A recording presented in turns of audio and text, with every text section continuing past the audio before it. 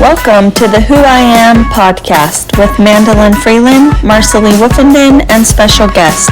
We are dedicated to sharing women's stories from all walks of life. We will be diving into experiences, challenges, and triumphs. If you are a woman, then this podcast is for you, and we are so glad that you found us. Hi, everyone. Marcy here with my sister Mandy, and our very special guest today is Lauren Busch. Hi, Lauren. Hey, guys. We are super excited and fortunate to have Lauren with us. Our lives crossed paths probably, seven to 8 years ago now. And I'm excited for you guys to get a little sneak peek into Lauren and what she's about. She is so knowledgeable, and she's like my go-to for a lot of things. I'm sure she sees my text and say, oh my gosh.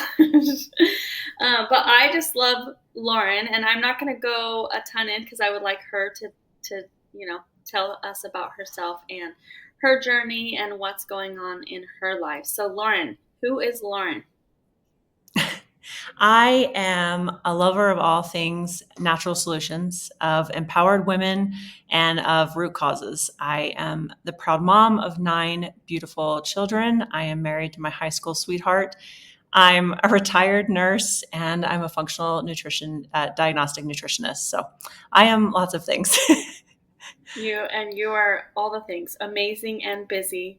9 children that are all homeschooled, so it's not like you have your days. So you're amazing. I'm always so impressed with all the things you do. So you said retired nurse. Tell us a little bit about your experience in the medical field. Yeah, so I was one of those people that knew in high school what I wanted to do. Like originally I wanted to be a pediatric cardiologist, and then I realized that sometimes children don't always have great outcomes, and that would have broken my heart on a daily basis. And so I actually sat down and I met with my family doctor, who'd been my doctor since I was a small child. And we sat down, and she was asking me, what was I passionate about, and what did I love, and why the medical field at all? And she just really took the time to help me weave through and sort through all the things I thought I wanted and the expectations that I had as an 18-year-old. And we got done, and she's like, you want to be a nurse, not a doctor. And I was like, really? She's like, you'll have so much more time with the patients. You're looking for that one-on-one connection. She said, my days are so rushed and so fast and so high demand that emotional connection that you're looking for with the people that you're caring for, it's really hard as a doctor. You're going to have more time as a nurse. And I was like, done. That's it. That's what I want. I knew I didn't want to sit behind a desk. I knew I wanted to be involved with different people. I knew I wanted to constantly learn and grow. And I was obsessed with all things sciences. I literally in high school didn't take my free periods. I filled them with extra science classes. I was that nerdy person. Everyone else was like, study hall. And I'm like, microbiology. For some reason, that doesn't surprise me to hear. That's you. But so I went right into nursing school. I loved it. It was not as big a challenge for me as maybe it was for some other students. It was information that just made sense. And so if you put me in an English class and there's it's going to be bad, but you put me into anything with caring for people and their health, and for some reason just really made a lot of sense to my brain. And my last clinical rotation, I actually ended up in the medical ICU as part of my clinical rotation, and they hired me right on as a GN before I'd even taken my boards. They're like, we want you. And I was like, oh, but all the floors I could end up on, this one's, it's going to be harder. And it was respiratory care. Everybody only had 3 patients. Everybody was trached and ventilated. It was a high demand floor. But I felt so honored that I made it there right after, getting out of nursing school, and I loved it for a moment. and then I realized that everything that I was looking for in nursing, the time, the connection with the patients, I wasn't able to have it because it was so high demand that my days were spent with nursing notes, handing out medication, dealing with distraught family members, or talking to the doctor, and very little time actually interacting with the patient for anything other than vitals and confirming that the medications that I was giving were safe to still give. And that was really hard on me to feel like this like out of control of like not knowing who I was caring for. Um, and I started having like really bad, they were anxiety attacks, and I didn't know they were anxiety attacks. And it sounds so weird to be in the medical field and to not know and recognize the symptoms, but it's very different reading about like here's clinically what it looks like versus the experience of it itself. And I was waking up on days that I didn't even have a shift and in full panic thinking I was late. At nighttime I was having nightmares that I didn't note everything down, that there's something I didn't record, or questioning did I give that medication, did I do it right, did I push the right amount. Like I just was constantly retracing my steps. um, we were always short staffed, so there wasn't a shift that I didn't go in that someone wasn't being asked to bump it from 12 hours to 18 hours, or multiple of us on the floor. And, like a lot of things with shift work, if you don't have a replacement, especially in healthcare, you can't leave. So it's not really like you could say no to the extra hours, because you can't abandon your patients. If there's no one there to take your place, you have to stay there. And so my home life started to suffer really bad. So my mental health kind of went down. I didn't have as much time at home as I wanted to with the extra hours and extra shifts that were required. And the experience that I really expected and hoped out of nursing was very different than the one that I had. I love that. Thanks for sharing because yeah, we don't get to experience that side, right? So tell us like how many years into it did you feel that, and what kind of made you, obviously that like made you, decide to step back from it, but what was kind of like your final like, okay, this probably isn't the right path for me. Yeah. So about 6 months on that floor, I was pregnant, and I realized that I was miscarrying, and I asked if I could have some time off to kind of heal and recover from that. And they just couldn't afford not to have staff on hand. And I was like, I think I'm going to go to a per diem position, or I'm going to go find a med surge floor. And so I actually transferred hospitals. I went to med surge thinking, okay, well, maybe it was the floor that I was on. I needed to give my body time to rest and recover from the miscarriage. Real, Constantly questioning, was it the stress? Was it constantly being on my feet? Was I being too hard on my body? And questioning if I had caused my miscarriage to happen because of the environment that I was working in on a daily basis, after having two really healthy pregnancies previously. And went to a new floor, new hospital actually, and it wasn't any different. And I was like, oh no, this is it. This is what I got into. This is the system. The nurses are frontline, and the first on hand, but also the first to have to carry the extra load. The doctors watching them. I don't think, I hear people say all the time that they hear like bad experiences. I had a really bad nurse. She was so grouchy. I had this doctor and they just don't care. And having come from it, you know, the system, the way that it's set up is people have to get to a point where they become robotic to survive the system. And especially like our doctors, like I didn't have to go into the amount of debt, school debt that they had to go into, and to like, well, being a doctor is not going to work out for me. You got $500,000 in debt. Like, figure it out, man. Like, you got to do it, right? So a lot of times they have to become very robotic to be able to survive the system that they're genuinely stuck in. And you deal with loss every day. And there's very few days that like it ends on an upbeat note. And so that emotionally wears you down. Our patient loads are heavier. The shifts are getting longer.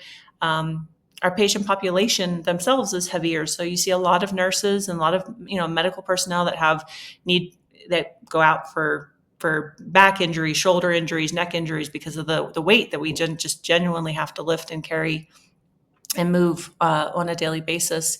And it was ended up going per diem for a while until my fourth child was born. And then I was like, I'm out of here. My child had a lot of health challenges. I just didn't have the mental or emotional bandwidth to know that what I was going back into. I talked to a lot of my colleagues, and the ones that were willing to discuss, I never heard the phrase while I was in nursing school, but I definitely heard it after I graduated, and that is nursing eat their young. So when I started asking my colleagues, like, well, we're known nurses eat their young, and I was like, wait.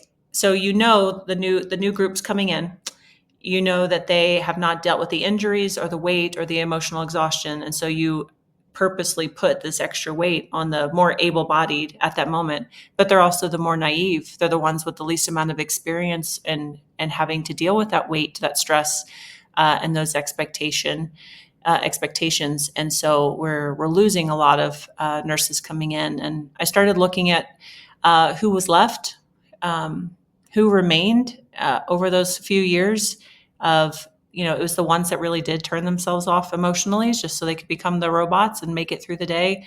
A lot of people left due to injury. People transferred. They got into what was, the easier floors, the postpartum floors or NICU floors, because they didn't have to carry the same weight or patient load. And I got really frustrated because that's not what I wanted. And then, like I mentioned, my daughter, she had a ton of health issues, and it got to the point where, on a daily basis, it could be touch and go. And my husband also worked shift work at an oil refinery, and we decided between the two jobs, shift work, either one of us called out. It was a big, huge no-no. But my daughter needed us, and so we decided that I'd be the one to come home and be with her because, again, it was so touch and go, so emergency with her health, that's something that I could handle. I could handle getting the emergency until the ambulance would get to the house. And so that was the best option for our family. And during our journey with all of her health challenges, we ran out of options in the healthcare system. And it was 3 years of an intense battle, lots of genetic testing, a lot of allergy testing, neurological testing, things with her GI system, respiratory system, like everything was just in complete chaos until we got to this point where the doctor sat us down and he was like, so, what do you want to do? Your daughter is kind of run out of treatment options. We're expecting a lot of developmental delays because she's on very heavy doses of steroids and it's been years. And just want to see what you guys want to do. And John and I were like, well, since we're not the doctors, we kind of thought you were coming with a solution. And so I got to see it from both angles. I got to work in it and experience it. And I can understand why there's so many things broken and why it's not a functional system and why it's causing so many to leave. I actually looked up the stats a couple of days ago, and it's about almost 20% of first year nurses actually leave. Like they don't even make it an entire year in nursing before they do a career change. And I think it was about 2 years ago, in 1 year, we lost 100,000 nurses. So we're leaving in droves. People are leaving the system. The system itself isn't working. We're not getting healthier as an American population. We're actually our health is decreasing. We have some of the worst health statistics in the entire world, despite paying astronomically more for healthcare than anyone else in the entire world. Like we literally, out of all the top developed countries, we rank last.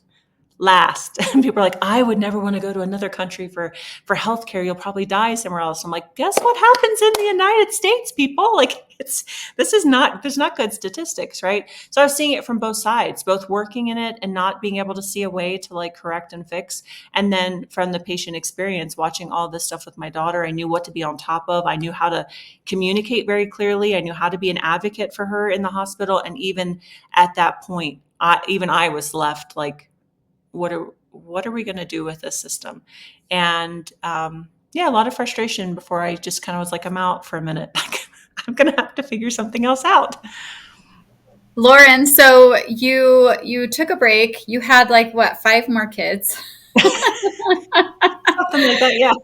Yeah. And then you're getting back into it. So tell us about like I know like with COVID happening, I just would see you on your social media just kind of educating people and being really frustrated with the system. So tell us like kind of where that's led you and what you're currently doing.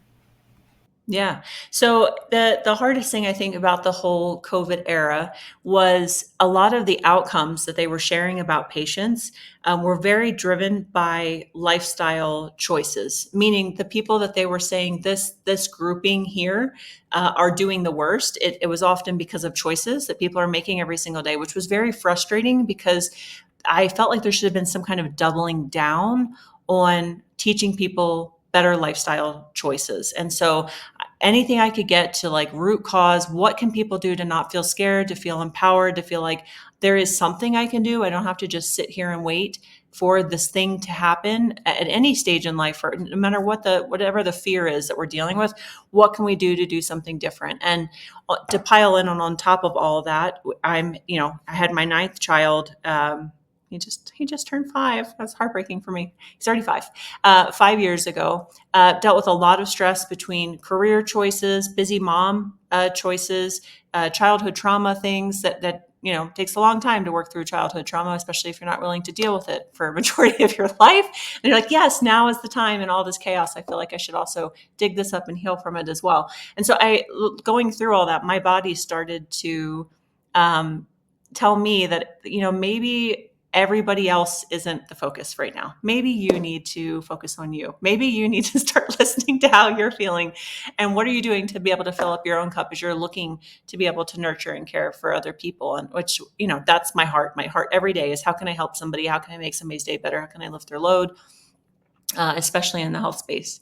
And as I'm, sitting there listening to my own body, and it's trying to, share a story with me. It's we always want these diagnoses, we want these labels, and I think we forget that it's just a grouping of symptoms. And these symptoms are your body's way of saying some need is not being met, or there is some overload of something that we don't care for. So either too much stress, not enough nutrition, too much chemical exposure, not enough sleep. Like it's constantly trying to reach that homeostasis and speaking. So I was listening to my body, and then I started watching, my friends and my network and the people around me, and I'm like, oh, we're all going through this together. And maybe it's not just, this one chunk of the population needs this diagnosis. Maybe we're just not being taught correctly how to care for ourselves, especially moms.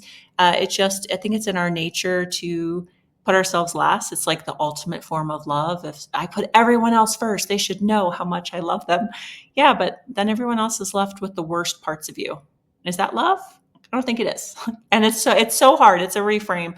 I can actually remember, I think I might have had my second child, and I used to love Oprah. I was watching Oprah, and she had somebody on, and she's like, "Moms, you have to put yourself first." I'm like, she's a horrible mom. She doesn't know what she's doing. And like, shut it off. I'm like, no, not even kind of. But she was so right. Like we put ourselves last, and then our job gets the worst of us, our husband gets the worst of us, our children get the worst of us, and we're wondering why everything feels like it's falling apart around us because technically we're falling apart inside. Um, and I wanted to be that voice. I'm like, okay, how can I make the biggest difference? Impact moms, impact women, make them feel like they are empowered, that they understand, that they know their bodies. And if we can do that, then the children get a better future. The husbands get a better wife. The employers get better employees that are like, I'm ready to show up and be everything that you're needing me to be in this space, whether it's a healthcare worker, whether it's working in some other corporate job. We get to show up the best versions of ourselves. And then at the end of the day, we're like, I did it. That was amazing. Not like, I'm just too tired. Like there's no more of me to give. We shouldn't feel empty at the end of a good day, a productive day. Yes, I thank you for sharing all of that. I don't think I could ever be a nurse. I don't think it's for the weak or the faint of heart. I'd be part of that statistics of leaving in their first year because, yeah. So thank you for doing it as long as you do. I know people have to do it, right? Oh, yeah. Um, Tell us. I know this is kind of off and we're going back, but I know that you're not the only one, and there's other moms out there that are in your shoes as far as like, okay, we've tried all these treatments on your child and all these medications and things, and it's like we're at a crossroads, like we have nothing else to do. What did you do at that point? Like what did you turn to? And I mean, I know your daughter's doing great now. Tell us a little bit about that. Yeah. So our first Like, I'm going to show my nerdiness. I love documentaries. So that was the first place. I was like, okay, what can I learn? There's something I need to learn. I need to know. I need to understand, because as I was digging into everything that Chloe was struggling with, the statistics of where children, like childhood diseases, were going, and the rate at what children were being diagnosed with different things was just skyrocketing. And I was like, okay, well, this wasn't something that was in the past. So what has changed? And so our very first thing to tackle was food. I didn't know what was right as far as what was like the right or the best next steps. I could watch one documentary and it would tell me, well, you need to go vegan. And the next one's like, well, no, it's actually about being gluten free. And the next one's like carnivore. And it's just, if you just get rid of sugar, everything's better. Like there was a million things. And so I had to learn to be able to just be willing and open minded enough to listen to the information, see where certain points converged, and are like, oh, I heard this here, I heard it there and there. Like that's a point that I want to take with me versus maybe some bias because someone believes their way is the best and only way.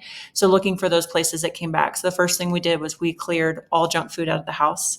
We cleared all gluten out of the house, anything that could have been linked to increasing inflammation. I know that sounds very overwhelming. And I can't tell you that we had like this massive food budget at the time. It was very scary. It was very hard. But the medical bills trumped any other concern I had with food. Like we were just, there was so much medical debt at that point. Like, we don't have a choice. What can we do to go down to the basics? And our doctor was really amazing. I told her what I was looking through, and she said, if it was me, what I would suggest doing is picking 2 foods for a week. And every week you can add in another food. And my daughter, I don't know if it was because of it's just her personality, who she was or who she had to become because she was this fighter. If I had anything in the house, the girl would scale those shelves in the closet. And I'm not a non-attentive mom. Like I wasn't lost. Like Facebook was barely a thing at this point. At this point, so I wasn't even lost in the scroll. But I'd be like, "Where did Chloe go?" And then I'd find her, and she had like climbed the shelves to like get the hidden box of pretzels or whatever it was. So everything had to go out. We decided to do it as a family. It didn't feel good for her to feel like, well, these are the 2 foods you're allowed to have, but watch mom and dad and siblings eat whatever they want. That wasn't fair. So we did it together as a family, and that's how we started. And we start with 2 foods, and every week we would add in another food and watch how our health improved, and watched. And in fact, my entire family's health improved. Just like, okay, this is it. This is one place to start. And it's amazing when you cut out all the snack foods, how much money you save. So everybody's like, health food is so expensive. There's If you can just switch to fruits and vegetables, period, I don't care if they're in the frozen aisle at Walmart, it's still better than the processed foods and the ultra processed foods that are available. And we're feeling like we're loving our child by making sure those snack foods, are available. So that was the first place we started. I started doubling down on, well, I didn't have traditional options to lean on. So what are some like things that have been passed down for generations, things like elderberry or raw honey or garlic and fermenting things. Like, let's try it. Let's go old school and see what worked, what worked back in the day, see if it made any difference. And that was an additional help. We looked to vitamins, supplementing things that are lacking from our diet today. Our food is just, again, it's over processed. The ground is over processed. We're growing the same crops in the same places year after year. Like our soil is completely stripped. If it's not in the soil, it doesn't get in the plant and it doesn't get into our food. So making sure we supplemented back, and then looking at things like herbs and oils and making sure that I had those on hand every single day to be able to support my daughter in whatever way her body needed to be supported. And honestly, I needed it. I needed the support for stress. I wasn't sleeping because I kept worrying I'd fall asleep and I'd not be able to hear that she wasn't able to breathe. My husband was bearing a lot of the stress. We had a growing family, and being the sole provider for a big family, it's a lot of stress. So different ways to be able to reach and rely on things that were more natural to support was a huge turning point. And I became obsessed. I mean, I was like, the minute things started working for my daughter, I couldn't help but tell other people. And I was in that for a long time. I just called myself a holistic nurse. I'm like, that's it. I'm just going to teach people herbs, oils, and nutrition. That's the base of where we can start at. And then, yeah, got started on my hormone journey. That's awesome. Yes, I love that you said your whole family's health got better. Like, isn't it crazy? It takes one thing for us to like shift, and then everyone benefits from it. So Yeah. that's awesome. I know that you've told us, and I just know you, that you're all about, educating people, especially women, moms, and you do so well at it. But you also are trying to educate and help people that were in your shoes, right, in the medical field, and trying to transition out of that and options that they have. Tell us a little bit about both, maybe where like we can find you, follow you, if we're just, us as women and moms, or those that are, looking for a different option than maybe nursing. Yeah. So I think one of the hardest things is when you feel like something is your passion, it's your call, and then you get into it and it turns out to not be what you think it's going to be or what your expectations were. But also I think it's deeper than that. It's also knowing what it should be and seeing that it can't work in the way that it is now. You end up feeling like a failure because you were part of a system that didn't work. You felt this such a strong call, like I am a healer. I know that this is where I'm meant to be. Why is it not working the way that it meant to work? And nursing school it's an emotional investment, it's a time investment, it's a financial investment. Like it's not that you didn't give a lot to be able to get through nursing school. So walking away is just like, then what? Like what do you do instead of that? And I've watched a lot of women as they've left nursing, they just went to nothing. Like I'm going to be a stay-at-home mom, then I don't know what else to do. Most of us changed floors enough times to realize that it wasn't just the floor that we were on or just the hospital that we worked for, or they go work for an IV clinic because they at least feel like you're doing something to encourage good habits, and nourishing people's bodies, but it's still maybe not what you were expecting. So I ended up going back 2 years ago. I went back for my functional diagnostic nutrition practitioner's certification. And I have everything that has ever helped me, empowered me, supported me as a nurse who wanted to go from a reactive healthcare system to a proactive wellness care system. It's on my website. So it's Real Life, and we spell real, REYL. So recommit every day you live. Life, REYL life.com. And then if you go to the very top menu, there's a button that says Healthcare Divergence. And it is for those who are diverging from the current healthcare system. What could you do to do different? This could be anybody in the healthcare system or not in the healthcare system, but wishes they were, that wishes that they could make a difference in somebody's health. It is everything I've ever used to learn, to grow. The certification program that I went through, I can't speak highly enough about it, to be able to teach you how to read your own blood work, even if you didn't want to do it as a business. If it was just the mom saying, I want to take control of my family's wellness care and I want to know what I'm doing, I want to be able to speak more confidently to my family practice doctor. I want to be able to say, I know these are what I can handle at home, and then here's where it crosses the line, and I know that there needs to be an intervention. Even if it was just that, I would say go through it, invest in it, because you learn how to read the blood work, you learn about root causes, you learn about how many different aspects of lifestyle impact health and wellness.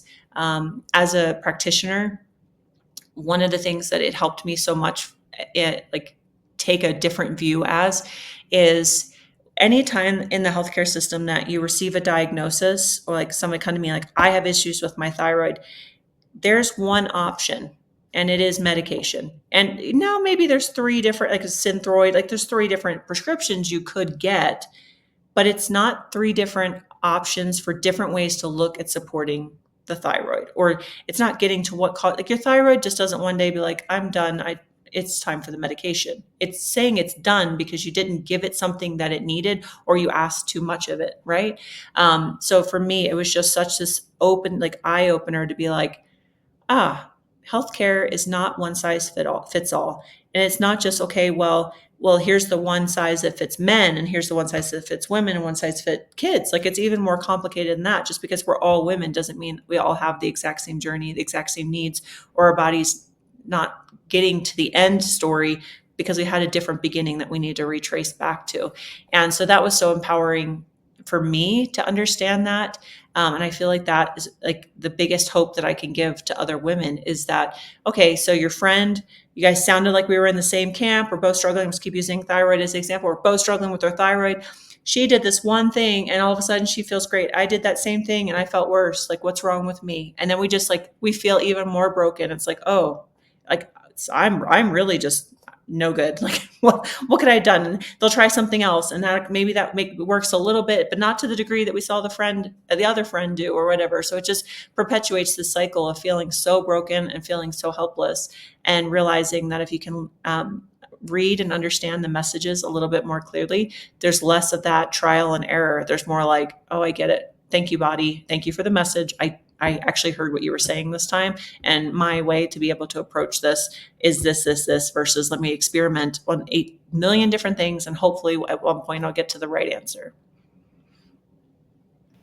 Yeah, I love listening to you. For all of you listeners, Lauren, like on her social media, she'll take walks all the time and just talk to us and educate. And I love it. I love how you just are raw. You share everything that's in your head, whether it's just your thoughts or the knowledge that you have. And I love that about you. Thanks for being brave and doing that. I just want to say before we get off this podcast, one thing that I admire about you and your husband, John, is the relationship that you guys have. I think for having 9 kids, it would be easy to just kind of be barely there for each other in your marriage. And you guys have done so many awesome things together. And I see that theme a lot in your marriage is like you guys just support each other. You do a lot of things together in business and things like that. And so, what is your biggest advice for women? Just because we're all busy, whether we have 9 kids or 2, we find things to fill our time. But what is the biggest thing advice you would say, just in general, being organized? And then, what is your best advice in marriage? Oh, great question. So with having a big family, it's make it or break it on a daily basis, because if we don't work together as a team, if I try to take everything on, I'm going to fail. And if I fail, then the family fails, because mom's kind of the glue, right?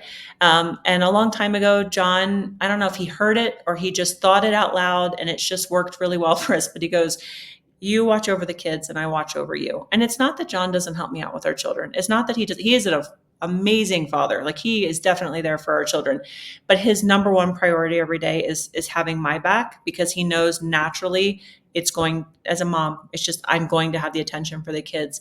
And what that's done for our marriage is, it sounds like everything trickles down. It immediately turns me back around to him, because the minute that I feel looked over, nurtured, that he's guarding my time, that he's making sure that the children, like, did you hear what your mother said? This is what needs to be done. As he has my back, it makes me as a wife want to be closer to him. And so that's done beautiful things, not only for the dynamic of our family, making sure things get done, but also for our marriage. I like, as a woman, we there's this great saying, and it was men who lose their protective natural nature, their masculine nature, the healthy masculinity, as they lose that, then a woman has to take it on. And remember that every single woman in our hormonal makeup, we have estrogen, progesterone, and testosterone, and so do men. And so anytime that our lifestyle, our mindset is more masculine, provider, protector, got to get it done, very forceful. It is what men are. We're going to get it done. We're going to fix it. The fix it mentality. When a woman has to step into that, her testosterone levels bump up, and her estrogen levels and her progesterone levels go down. No matter, like, even if you didn't make any other changes, it's just the mindset of like, here's what has to get done. And your body's like, well, if that's what the need is, then chemically I need to give you what's going to fill that need and make it possible for you to physically get through that. So for my husband to be this protector of like, I'm going to protect your time. You've expended too much energy, too much attention here. Here's how I can help you. Let me step in. I'm going to cover the dishes. You need to go lay down. Like, as he watches that from me, I am like, I get to stay in my most feminine energy. I get to be like, oh, thank you. And for any woman who listens to this, I get so scared going into anything that has to do with relationships or marriage, because I watch a lot of my friends' relationships. I hear a lot of women, well, you're so lucky to have that. That took work. wasn't lucky. We didn't win the lottery and just find the perfect person. Like, it takes daily attention and very open communication. And I'd have to say that besides John's thought process of the way that he helps support me and allows me to look out for my children, that second is learning communication skills and learning what you're doing to trigger each other, and be willing to take a really honest look at what actions, what words, what emotions are you projecting at any time in your relationship between those like really personal communication moments, that is communicating to him that he is not capable, that he let you down, that you do not trust him, that you resent him for something, and nothing shuts a man down faster. And so if you're building up all this resentment, well, he never does that for me. He never looks out. What have you done to teach him that he doesn't need to? What have you done to show him I can do this on my own? Is there any way that you've messaged that? Like, oh, you can't do it? Fine, I'll do it for both of us. Like, we have to be willing to own that as women, that we do that sometimes, that if he doesn't get it done, I'm going to do my job and I'm going to do yours. I'm going to do it better than both of us. And then they're like, I guess I'm not needed. And if they hear that message long enough, they'll never step back up, because you've told them very clearly that they weren't necessary at all. So they've backed off. So if you're willing to look and own that. Now, are there men that, they probably came in very broken into the relationship and they need a little bit of coaching and example? Yeah, absolutely. I'm not putting it all on women. I'm just saying, if you want to heal a relationship, if you want to look at anything in your marriage, be willing to look in the mirror, be really raw and honest with yourself, be willing to have that communication of like, what could I have done better? Is there anything that I did that contributed to this? And is there any skill that I need to learn? And both of us have always been willing. Great, you're right. I'm not doing that very well. I'm going to have to learn this from somebody. I'm going to find a mentor. I'm going to find a book. I'm going to find a podcast, because this is no fun living this way. So what can we do to make it better? So be willing to learn, be willing to look in the mirror, and then learn those communication skills. Beautiful. I love that. Thanks so much for that advice. Of course. Yes, I could just sit and listen to all the things you have to share, like all day long, not just like in the healthcare world, but just you're always sharing such good information and tips and tricks and all different stuff. So thank you for being with us today and sharing all the things and taking us a little bit on your journey. We appreciate you taking the time, and we look forward to chatting with you again. Thank you, Lauren.